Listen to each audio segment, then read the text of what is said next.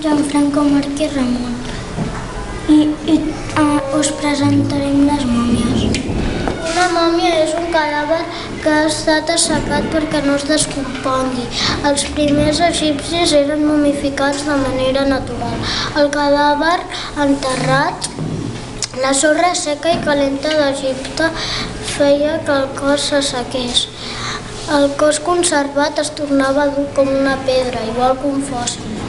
Li ficaven un pal al nas i li feien voltes molt fort i durant 20 minuts li traieven el cervell.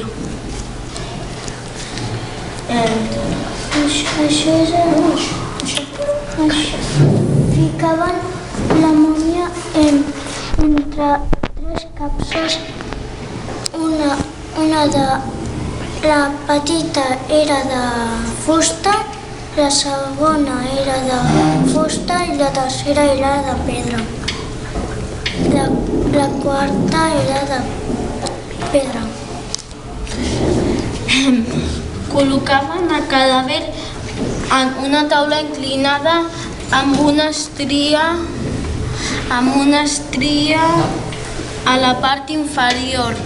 També el cobrien amb nitrocarbonat de sodi del cadàver que hi ha en un vas a mida que s'assecava el cos. Això és la mòmia de Tutankamon. Això és el cadàver en posició engogida. Això és el sarcòfag. Això és el cadàver. Això és una mòmia a dins del sarcòfag. Això són mòmies.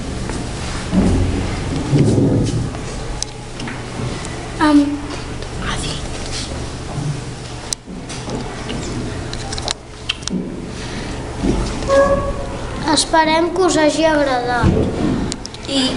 I gràcies per haver-nos escoltat.